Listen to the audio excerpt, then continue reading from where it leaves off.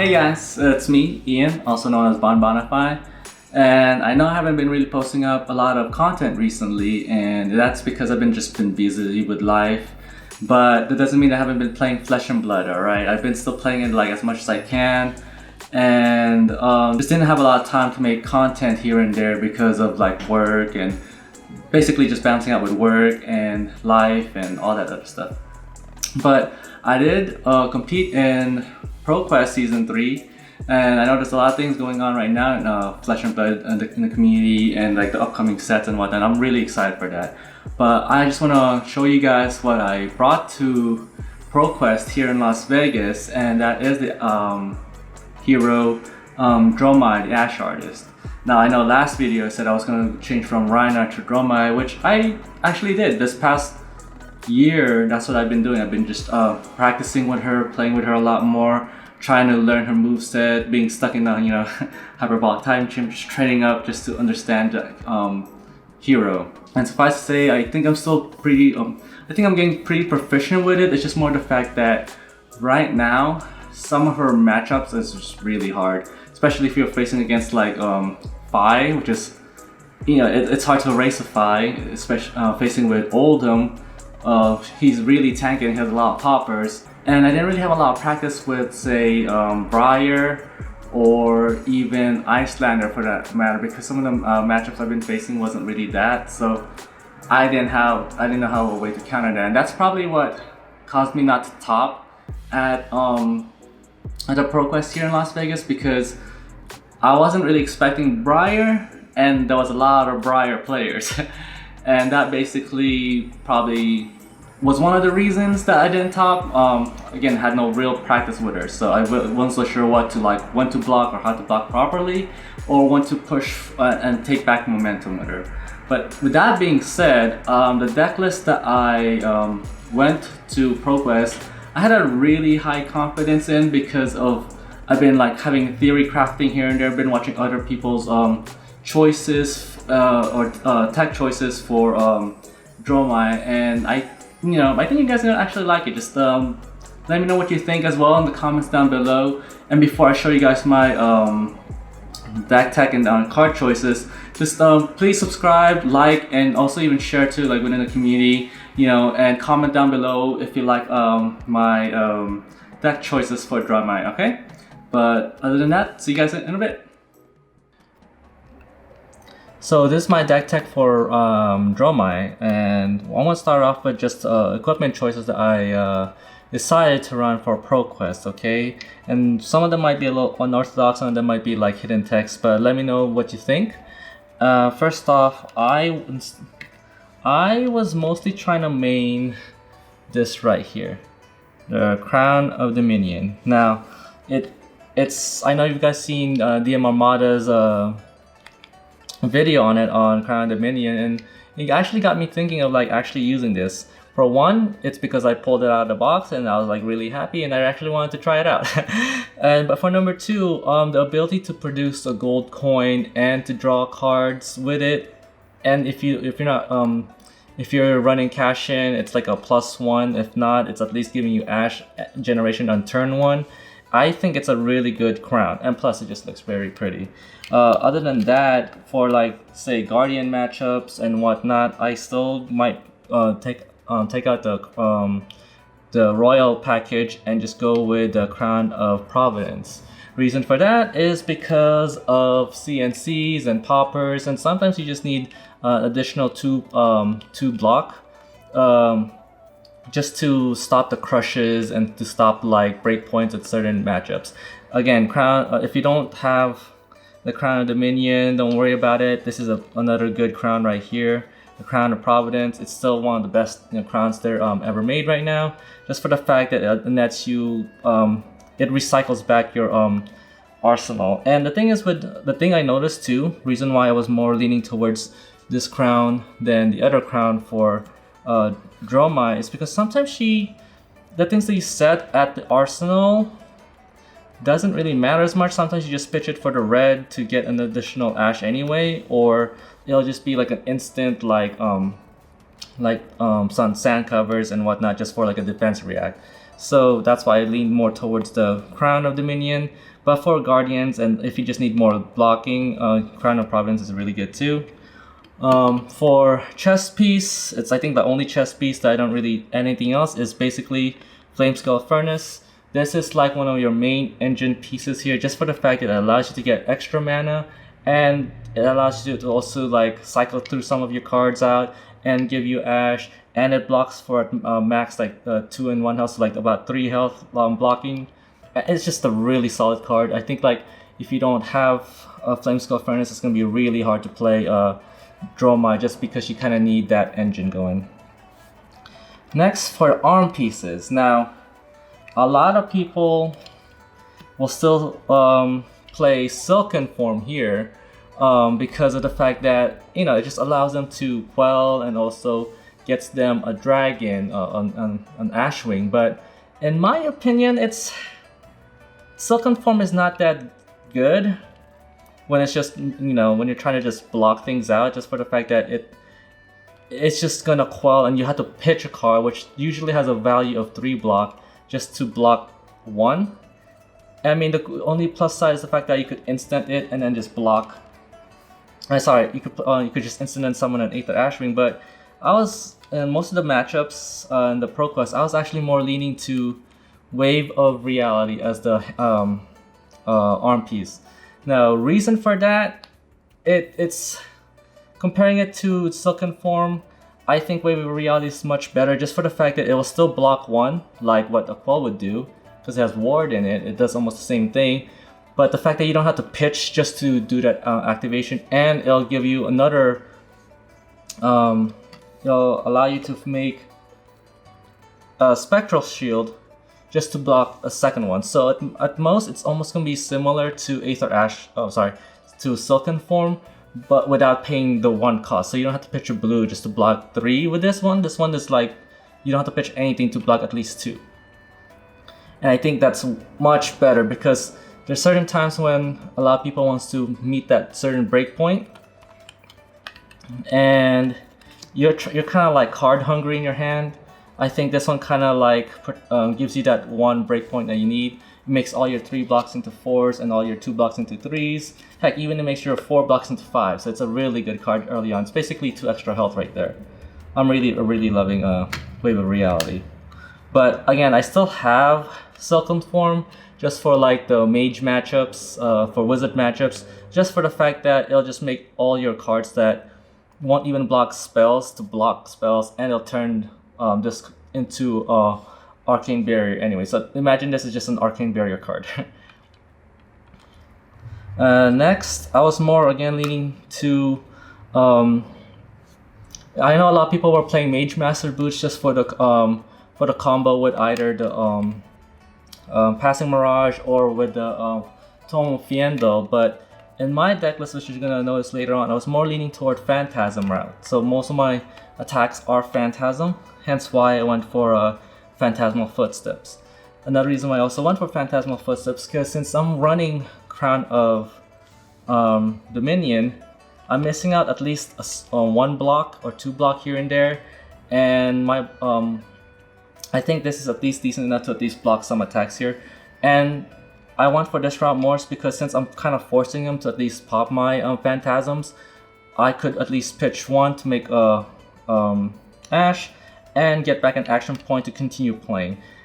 Just because of also the fact that I was going for Crown Dominion to get back my tempo, this also allows me to get back my tempo as well.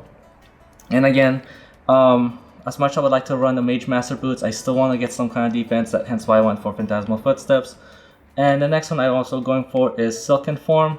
Again, just for the Wizard matchup, just, you know, Arcane Barrier, that's really it. And of course, her only weapon, a Storm of Sandakai. It would be neat to have another weapon that actually can attack, but you know, turn off your dragons for that turn. So, we'll see. And that's just the weapon lineup for Dromai. Next, we'll just go on to what I run in my deck. I do run 1 Invoke Tomotai.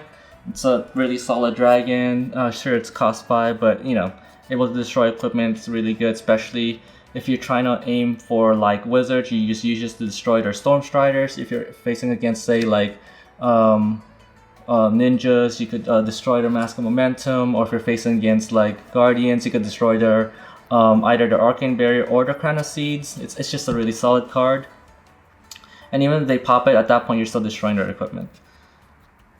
Next, invoke Dominion, another really solid dragon. This one I like slightly more than Tumultai, just for the fact that it costs one less. It does allow you to see your opponent's hand and also banish a card. It's just a really solid dragon. So even if they have like 2 poppers or 3 poppers, you're at least taking 2 poppers with this card, you know? Next, my favorite dragon would be running 3 Invoke Dromai. Now, just like Phantasmal Footsteps, Dromai is that dragon. It allows you to buy back your tempo, force your opponent to either block it with a popper, and you know, it just gives you back an action point. I think for Dromai, action points is slightly much more needed just to keep on continuing, because if you play a dragon and it gets popped, it just ends your turn, and you have sometimes cards in your hands that you want to play out, to set up for the next turn, like setting up your Passing Mirage or whatnot. But Dromai here does that job for you. Plus, it's a zero cost dragon, so it's such an easy card to play to get back an action point.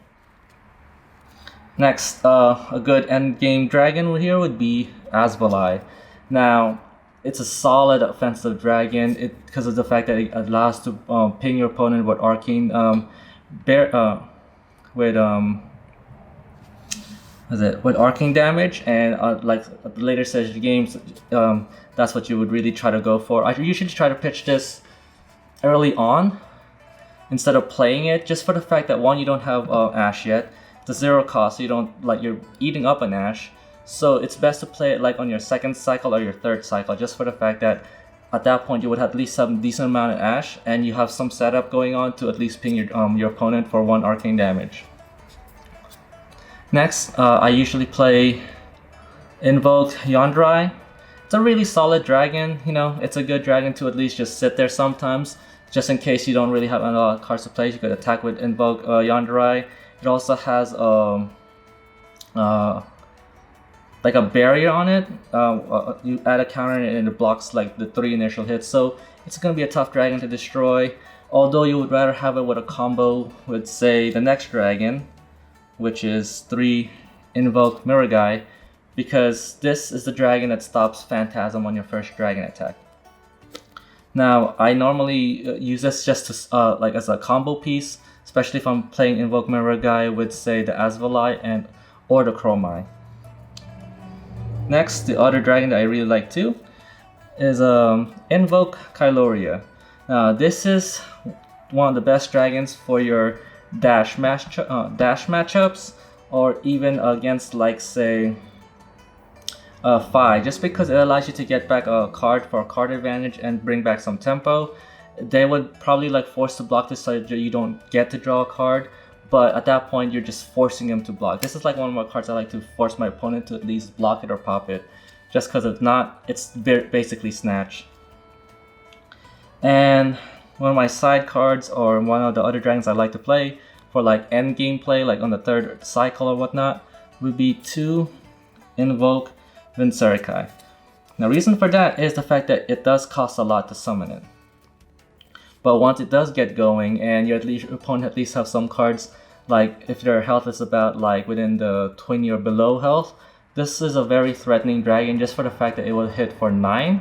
And if they don't have a way to pop it, they would have to kill it on their next turn, which means they're wasting a card just to attack it. Sure, it's 1 health, but if you think about it, they're wasting 1 card to kill, like 1 card that might have a power of 2 or higher, just to kill Vinserikai. Now, there's this upcoming dragon I like to side in against, like, say, wizard matchups and even guardian matchups, and that is Invoke Thamai. Reason for that is just allows your opponent to not play any instances or reactions on your turn. And usually against Guardian matchups, I like siding this in as well, because once I play Invoke Samai, they can't really Chrono Seeds, or they can't play their defense reactions, because technically they're activating cards on your turn. And Invoke Samai is a really good dragon against that, especially against Oldhim. He can't like ice defense react or earth defense react or even play Chrono Siege, just for the fact it stops that. And Invoke Samai does wonders against wizard matchups as well.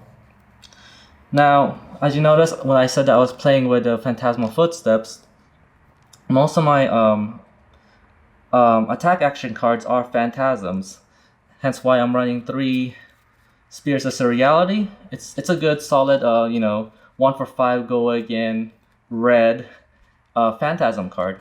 And usually if they try to pop this, I'll just use Phantasm to get back an action point to regain my tempo again. It's just a solid attack 1 for 5. Next, my other 1 for 5 is Dunebreaker Centipede. Usually, I try to also same thing to do. It does the same job as Spears of Surreality, just because it's a 1 for 5. It's a red and it's Phantasm, and it has go again.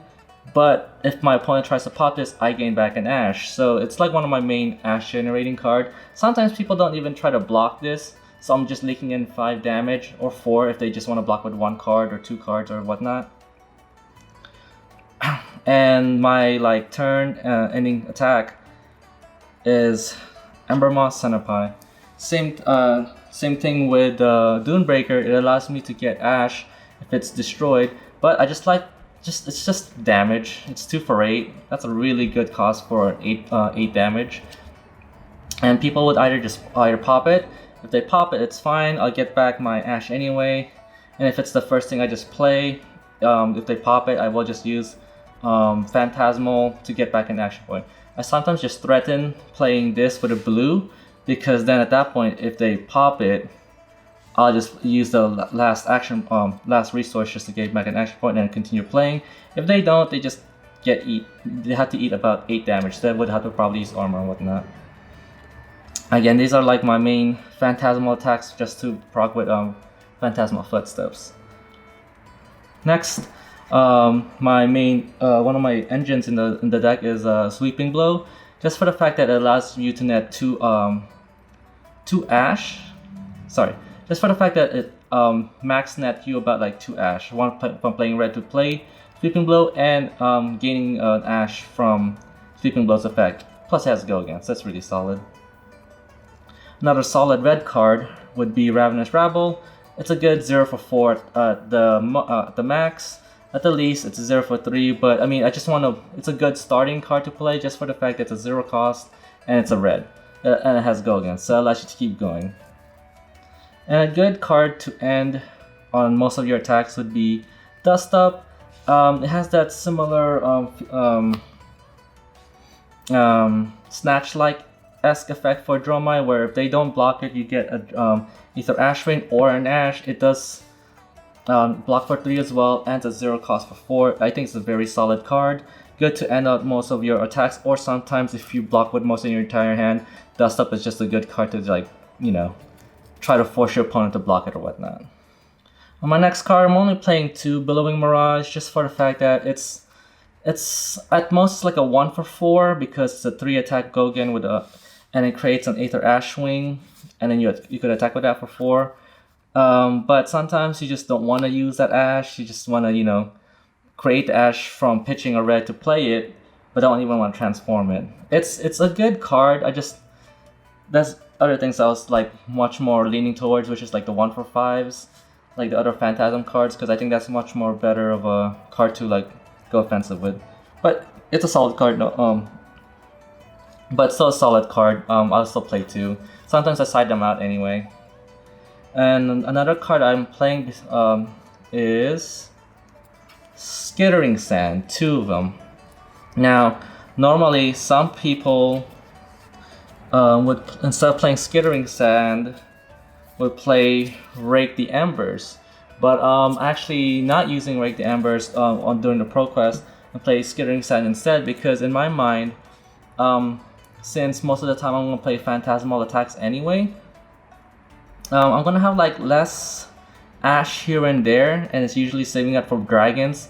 When I was playing in the ProQuest, most of my Ash generation was like, you know, averaging about like 3 or 4, and playing Skittering Sand is basically a 0 for 4 go again. That's how I'm picturing it. It's a 0 for 4 go again. While Rake the Embers is like 1 for 3 go again. So in my mind, this is slightly better. But I mean, you could either play this or Rake the Embers. I think they still do the. If you like going wide, go play Rake the Embers. If you like going tall, go play Skittering Sands. They almost do the same thing in my opinion. And then next up, I'm playing 2 Command and Conquers. This is just for the side. I mean I play it like when I'm facing against them against like, you know, Icelanders and whatnot, if they, you know, or wizards, especially if they want to use their arsenal. It just forces them to block it and whatnot. But again, in the ProQuest, I haven't faced any wizard at all. So this one, I was mostly playing it if I want to take out some cards or add more cards against, like, say, Guardians. Now for my defensive cards, I just play 3 Sink Below. It's a solid defensive reaction. It allows me like to unbrick my hand sometimes, especially if you have more like dragons in your hand and whatnot. And it's just a solid card. And next, I play 3 Sigil Solace. It's you know, gives me 3 health. It's an instant. You get a red card to start off to chain react your attacks. And, you know, nothing else to say about that. And then I play 3 Burn Them All. It's just a really good way to close games. On my first ProQuest though, on Dark Side, I was playing 2. Just because I'm just gonna like see them. I'm just gonna try to stack them together on the end game. But you know, when you're facing against like really like Briars and really fast decks, even dashes, sometimes you don't get to see that end game quick enough because of the fact that they're gonna try to block it. So when I went to People's Card Shop for their ProQuest, I opted to play 3 instead, just so I could see them faster and at least, you know, have a way to leak in damage that way.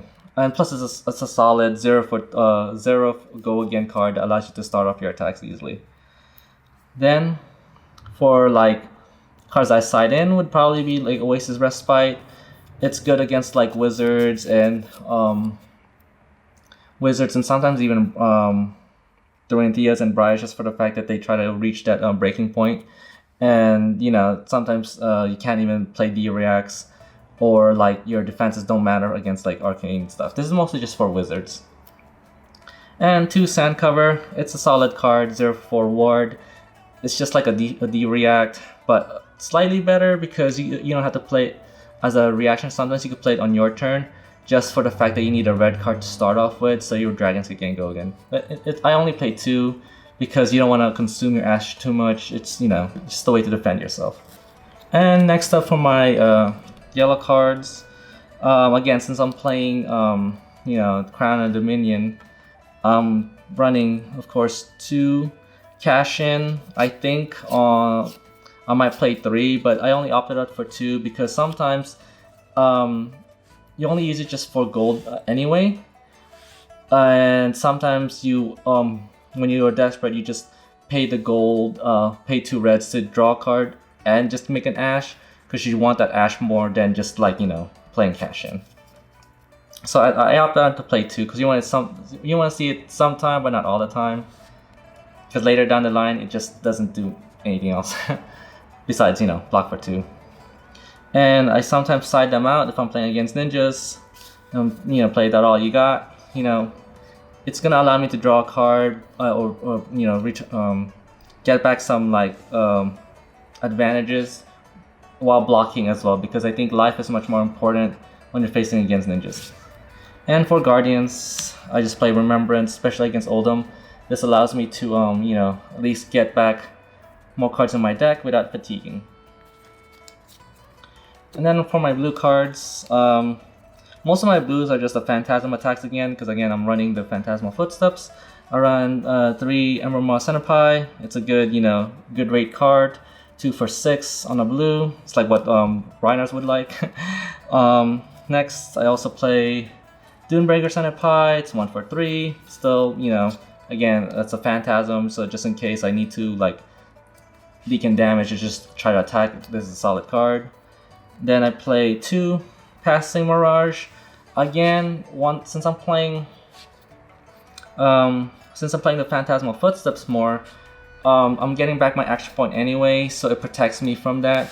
But Passing Mirage is actually really solid combo, especially now I'm playing Phantasm attacks with Mirror Guy, because then Passing Mirage would protect my Phantasmal attacks, like say Spears of Reality from being popped, and then Mirror Guy would protect my dragons from being popped. So it's a really good combo that way. And I side in, of course, energy potions again for like the ice matchups, like with Oldims or Icelander. But yeah, that's about it. Again, let me know what you think about my deck list. Let me know what you guys been theory crafting, and like, you know, what you think I could side in or side out, or like other tech choices that you would like to see in Dromai. Again, I'm still testing a lot of other cards too with Dromai. I've seen like the Red Hot list, I've seen the Royal list, which I'm kind of like leaning towards more. I've seen, of course, the old-fashioned Mage Master Boots list, which is slightly much more like a control tempo base. And so far, I'm still playing around with it, still testing a lot more with what to do with Dromai and how to optimize her. But with that being said, thanks again for watching. Again, like, subscribe, and comment down below what you think. And hopefully I could, see you guys next time on my next journey with Dromai here. Peace.